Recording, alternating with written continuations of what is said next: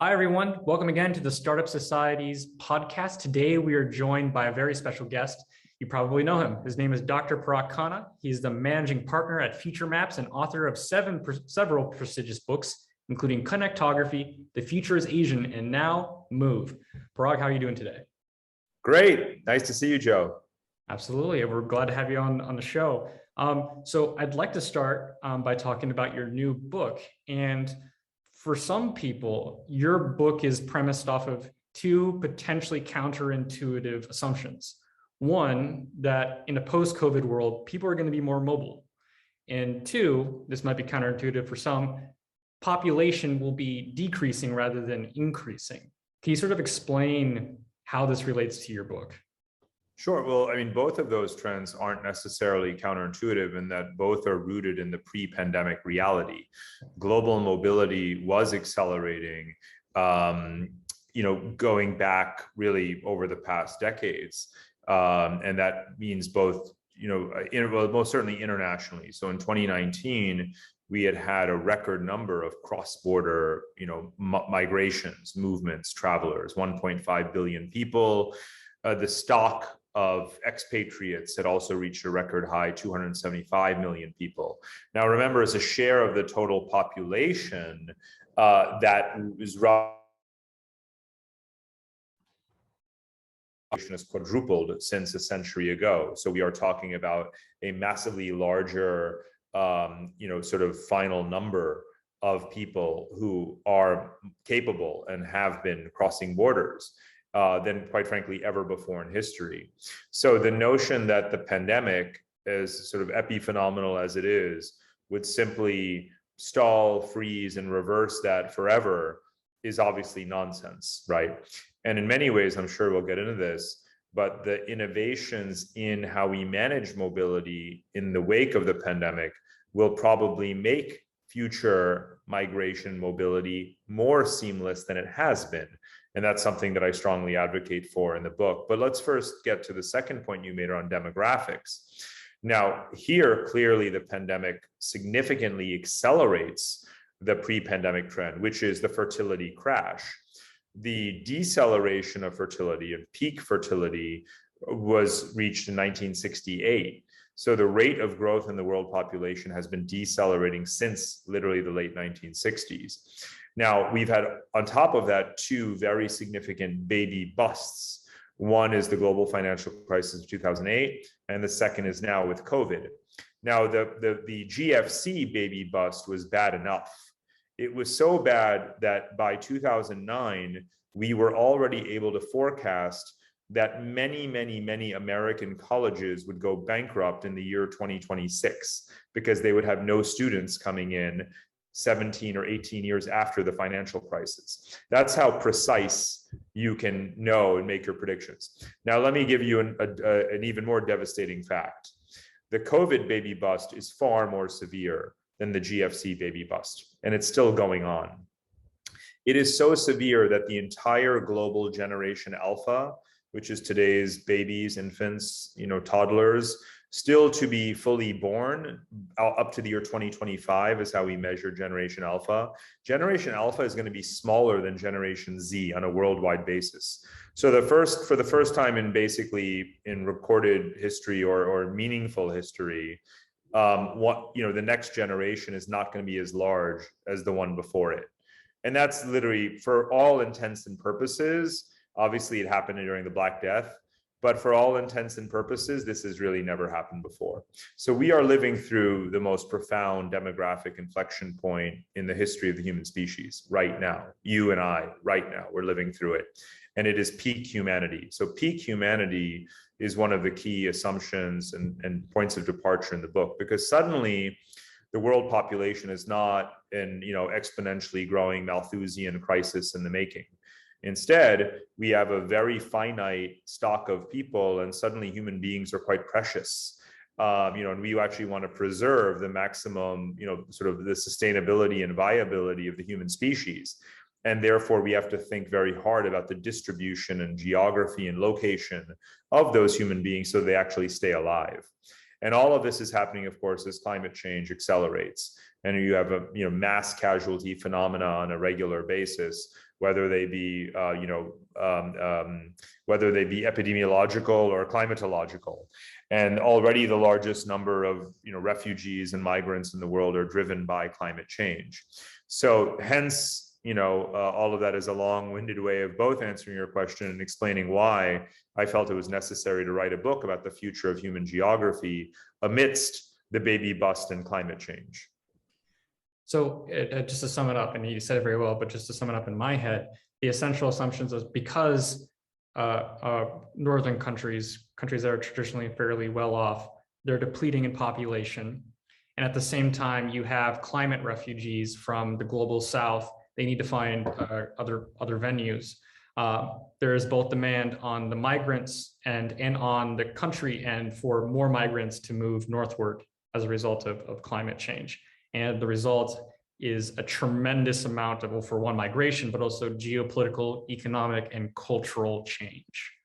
Well, you're very rightly inferring the conclusions that I come to and the kind of the agenda in a way that is developed over the course of the book for viewing, sort of this situation, this constellation of challenges and conditions as an opportunity to thread the needle and to recirculate people in a way that benefits our societies, because it is a particular irony that the most livable geographies in the world in the Northern Hemisphere are simultaneously the most rapidly depopulating, while the labor force that those very same Northern Hemispheric livable countries need are trapped behind borders in increasingly unlivable places.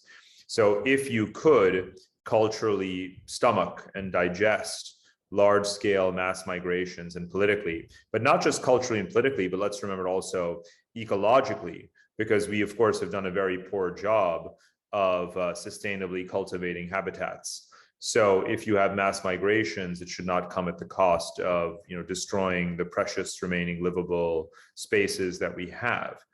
Instead, it has to be done according to a new technological and commercial sort of model in order to preserve those ecosystems. And that's basically what I call civilization 3.0 in the book. It's a mobile civilization because survival requires mobility and migration and relocation, but it has to be sustainable in terms of the technologies that we use to house ourselves and the infrastructures that we build for the remaining population that exists. So you map out 4 different possible, but also parallel scenarios on what would result from all of this. And this civilization 3.0 that you mentioned, it could be all of them at once, it could be some of them, and they could be varying levels of violence and discomfort as a consequence of this change.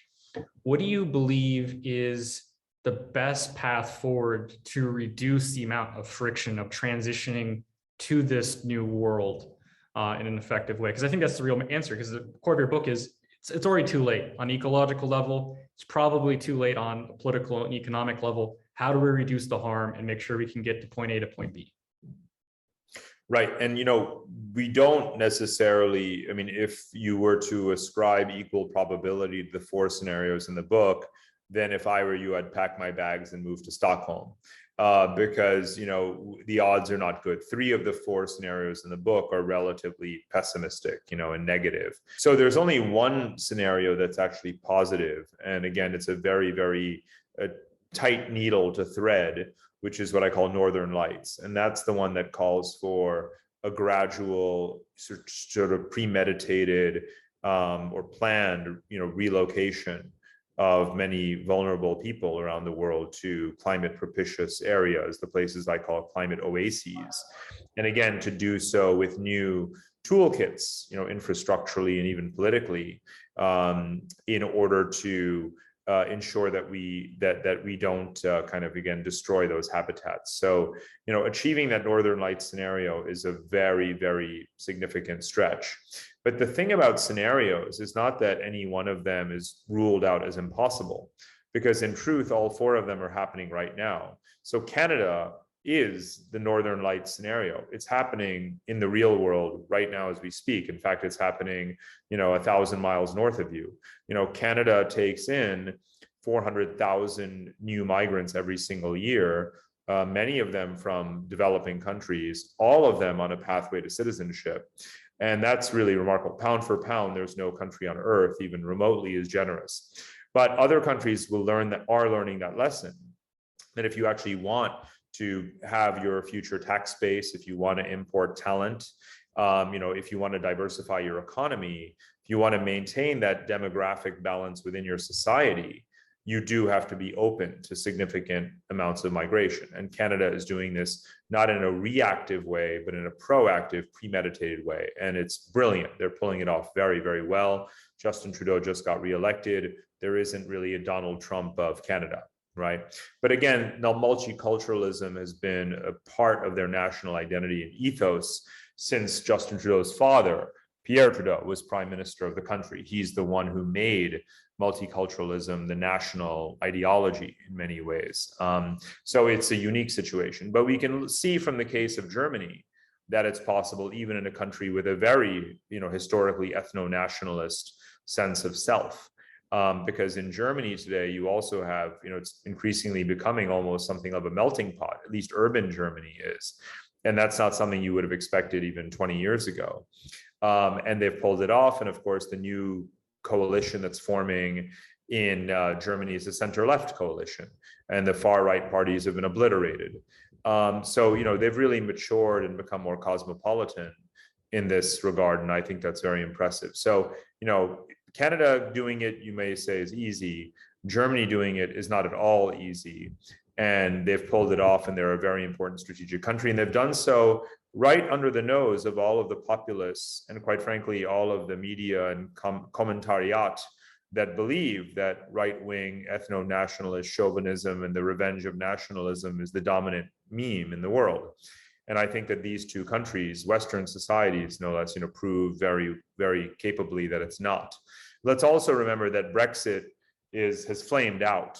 Right, it's easier to migrate to the United Kingdom right now than it was before Brexit. That's a legal statement. It's a factual legal statement I'm making. It's not a matter of opinion, and that's a big pie in the face of, British right-wing nationalists, right? I mean, the fact is a Bangladeshi can pretty much show up in London right now because they're so desperate for foreign labor and people in the, just to stimulate the economy.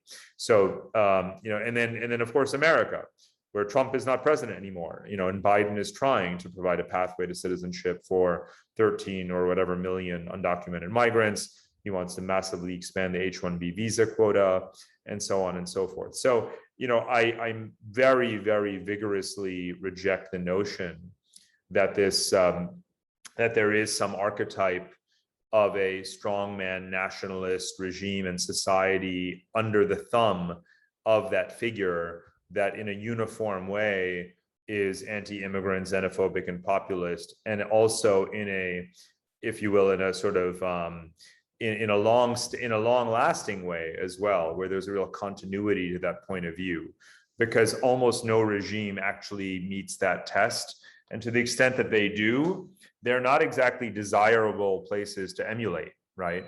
But mostly they're places that have just screwed up and the policies have changed. So if you look at Italy, the names you've heard the most, almost among others, but Matteo Salvini and Viktor Orban.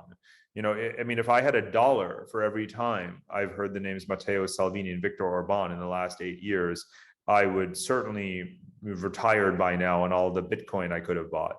But the fact is, these are such irrelevant figures in the grand scheme of things and the sweep of history. And I particularly pick on Matteo Salvini in the book because he is, in fact, such an utter moron. He was, his idea of a family-first Italian, sort of fertility policy and social policy, which basically is a polite way of saying women stay home and make babies. Was such an affront to Italian women that he caused an exodus of Italian women from Italy. So it's hard to think of another person who's done more to undermine their own agenda. And that's in fact what always happens. So why do we look at Turkey and Russia and India and see the revenge of, sort of nationalism as if it's a uniform phenomenon in their societies, when those are three of the largest origin countries of emigration. Their people don't agree with them. Why do we give them so much attention? Why don't we shine the cameras? Why don't we point the cameras at their airports and look at all the young Russians, Indians, and Turks who are getting the hell out of those countries? And so I absolutely demand that we have a little bit of intellectual rigor and accountability in these conversations, and we not pretend that there's anything meaningful about this notion of quote unquote civilizational states, other than China.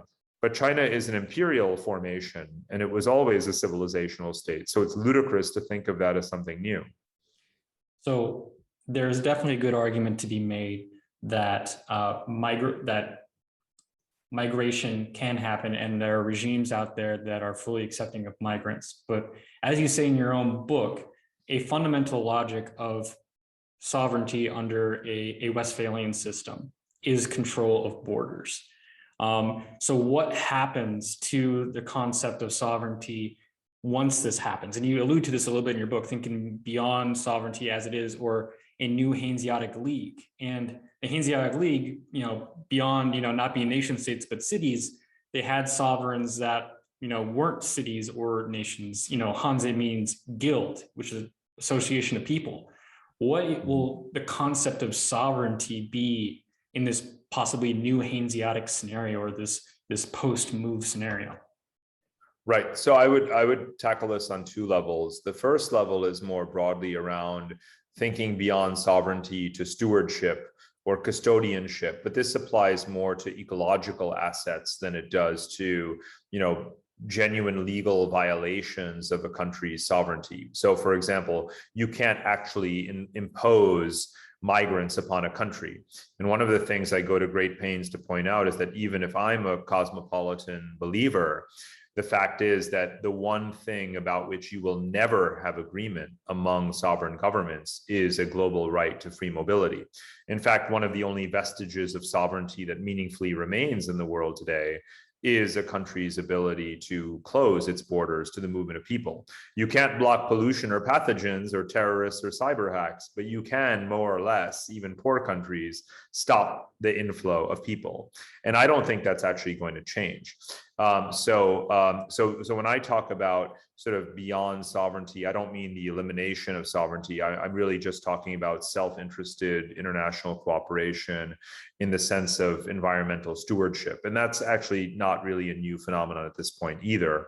And I point to many examples of countries, either individually or in a cross-border sense, establishing ecological preservation zones, and doing so in a way that is obviously benefits their own environmental sustainability. But now on the other point about sovereignty when it comes to migration, or rather the sort of city-state level. I mean, so devolution is really what you're talking about, which is obviously an area that interests us a great deal. And devolution is a very powerful and persistent trend in the world, because cities and provinces have not only risen in terms of their demographic clout and their economic clout, but as the kind of information asymmetry has eroded, those cities can also really keep better tabs on their fiscal sort of situation and relationship between kind of core and periphery, and really either demand to retain or to have recirculated back to them more of their kind of taxable revenue. And that's why you see British Columbia in Canada, Western Australia, the Catalans in Spain, the Scots in England, in Great Britain. I mean, everyone is pushing for more and more autonomy. And that's how you get to your new Hanseatic League scenario, both through the partnerships among sovereign states that are small and agile, and are willing to work together to actually simply mutually recognize each other's systems and legal codes and certifications. So a driver's license in Scotland gets recognized in Estonia, a medical certification in Finland gets recognized in Iceland or Canada. And those are the platform ways in which you'll form, and obviously people with a visa to one country are automatically admitted to the other countries because they trust each other's vetting requirements. This sort of stuff happens all the time. The master of this right now in the world is the United Arab Emirates. The UAE doesn't want to spend its own money to replicate, duplicate all the public services that other governments are spending their own budgets on. Basically, they're saying, look, if you qualified to get a visa to the United States, someone's checked you out. So why don't we just accept that and we'll let you in too? Done. Easy as that. And they're also building kind of, sort of digital escrows in a way. They're saying that if they recognize your African university degree, because they've checked out that it's not fake, you will now have your kind of education passport housed, quote unquote, in your kind of, your locker, your digital locker, of which the UAE government is nominally the custodian, and all the data that you put in there is verified by them. And then hopefully other governments are going to trust the UAE because of their rising standards. And that becomes, what I call governance as a service. So governance as a digital service is, I think, a growing trend and a very important trend. And I genuinely hope, and this is obviously one of the principal proposals in the book, is that mobility follows that pattern.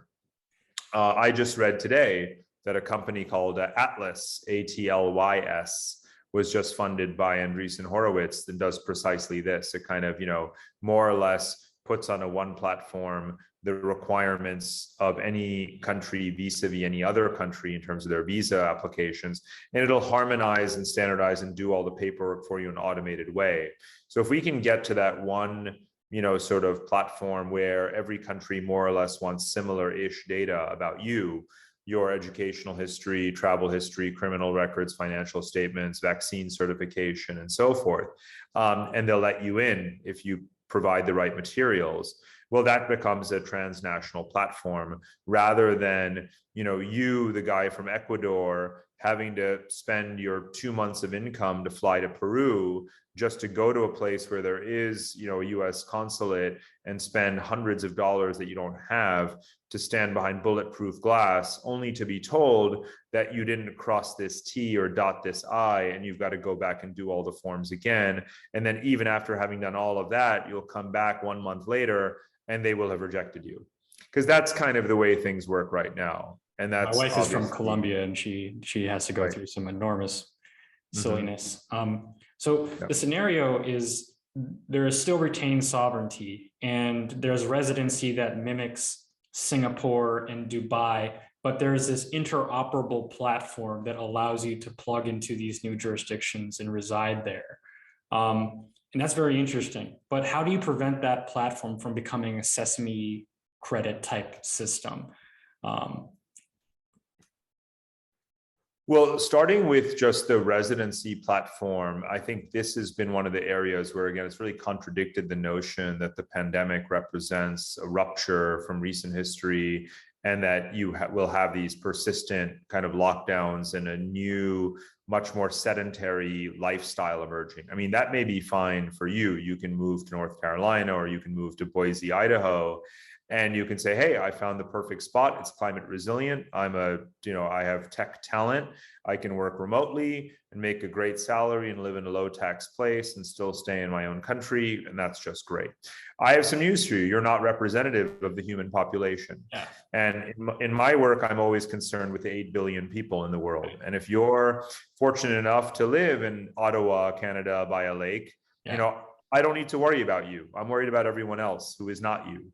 So the fact that 75 countries, instead of just 2 countries in 2019, now 75 countries have these Nomad visa programs, and they're saying, hey, come one, come all. You could be Indian, you could be, Nigerian, but, fill out this paperwork and we'll give you a chance. If you've got some skills, just come and live here. We need people renting our Airbnbs.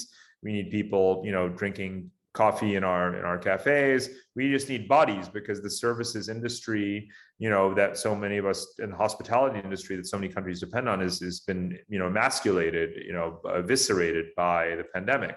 So I view this to be a very positive trend, and it will foster kind of a race to the top in terms of places competing to offer the best services. So low tax, affordable housing, fast broadband, and all of these kinds of things. And I think that's great. So it's a real, buyer's market if you belong to the millennial or Gen Z generation and have, kind of whatever skill. You don't really have to be a software developer or a Bitcoin miner. You could actually just be a barista, because, these countries need that too.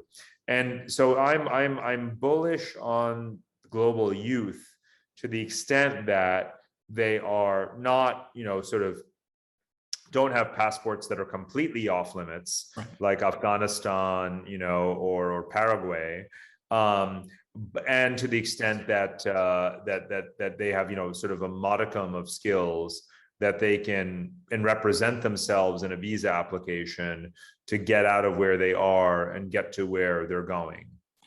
Absolutely. I think it's a great idea. I guess I was just asking about, the privacy element of having this one platform that, has government requirements and they just have more and more. But I get you, like it's necessary from lived experience and just looking, there needs to be more mobility and easier. No, it's not what governments have, but so, if you have this on the blockchain, it's situational. You have to update your data on a regular basis, and a government can require that you do.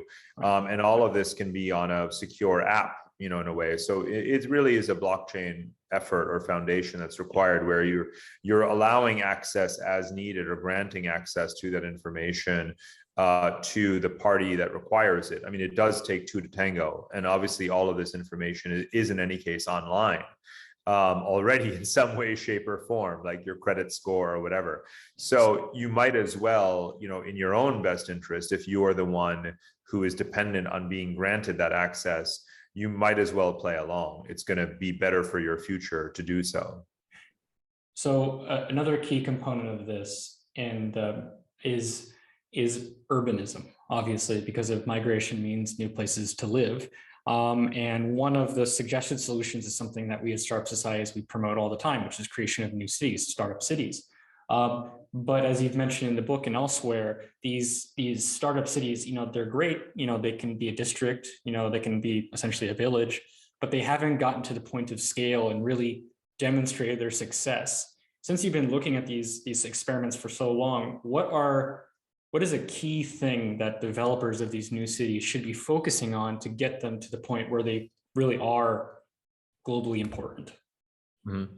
Well, I think it's going to be case by case ultimately, just like urbanization itself, right? Urbanization in America and urbanization in Latin America didn't happen at the same time, didn't happen for the same reasons, but they happened.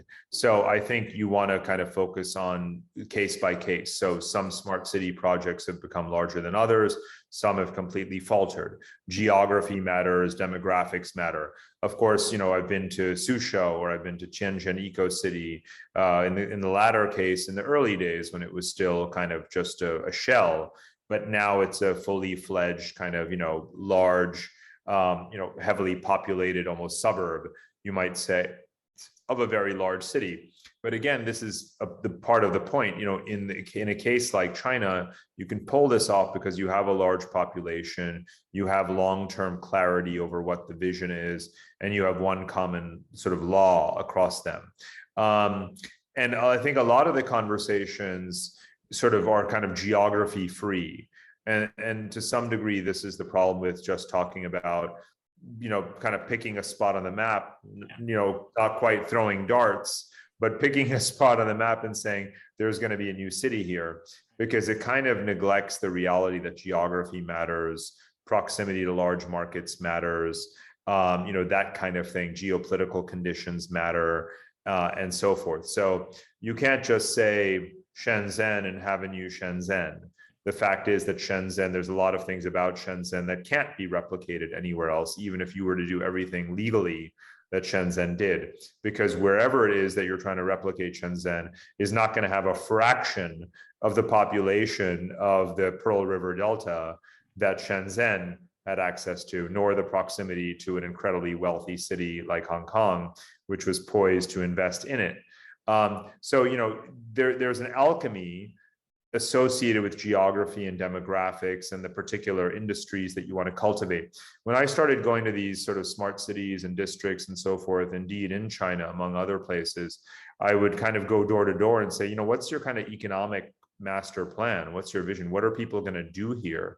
What are people going to be trained to do here? What's your niche in the global division of labor? And I would hear things like, oh, well, we're going to do Philips LED light bulbs, because that's a job creating industry. We need it here. There's a demand for it in our country. And it's relatively, high tech-ish. And I thought, okay, well, it makes sense for sure. But have you talked to Philips? Is Philips planning on expanding its presence here? Or is that just your, idea on paper? Like, no, that's just what we think would be ideal. And eventually in those same places, it evolves into, well, actually it turns out we're going to be a center for video game development, right? And that's perfectly fine too. You have the large domestic demand. You have countries or companies that are thriving and innovating in those areas. They may even be funded or, by Rakuten out of Japan and so forth. And, again, you just have to have that plan and probably have a backup plan as well if things don't quite develop the way you had in mind, because you've committed to a place but you haven't necessarily committed to a strategy. So I think one has to, have these be quite open and flexible and evolutionary, which is, the true spirit of what cities have been. But let me just go back to one point, which is on demographic scale, because this concerns you and me both as well, which is that, it's fine to have a smart city district somewhere, call it take a Masdar in Abu Dhabi, to pick one of many off the top of my head. The population of Masdar today isn't a whole lot more than it was like 10 years ago right now. And that number is kind of smaller than my block here in Singapore, right? Like the total number of people live there. So, again, I have no qualms about repeating this point. I'm concerned about billions, right? I do love the novelty and the scientific importance, of demonstration projects in governance and technology, where you can have spillover effects and promote those lessons to larger cities and to countries around the world. I believe very, very strongly in that. And I believe that osmosis is happening. There's no question. The largest case of it in human history is self-evident. It's Singapore's influence on China, right? A lot of people say small countries have no influence on big countries. I was like, really? And how come the largest country in the history of humanity has taken as its role model one of the smallest countries on earth? How do you reconcile that? It's so blindingly obvious that China wants to be a collection of Singapores, and China is so far along in the process of becoming a collection of Singapores that one of the biggest fears in Singapore is that China doesn't need Singapore anymore. And all of this is actually common sense to even the taxi driver on the street in the country that I live in. So it's a mystery to me why more people don't understand this. So again, I think that clearly then demonstration projects matter because I live in one. A place that really did not, take novel approaches to many areas like public housing and foreign investment regulation and the alignment of education with sort of industrial priorities. A lot of that stuff, went surprisingly well, but was quite experimental as it unfolded here. Okay, so it seems that a lesson for city builders is threefold. Geography is destiny. Connectivity is destiny. And now, according to your book, mobility is destiny. And we need to account for all of those in order to make a successful project. Couldn't have said it better myself. Excellent. Dr. Khanna, thank you so much for joining us today on the show. And everyone, thank you for joining the show and listening to Dr. Khanna. Please check out his book and all of his work, and see you next time. Thank you, Dr. Khanna. Thank you so much. Great to see you.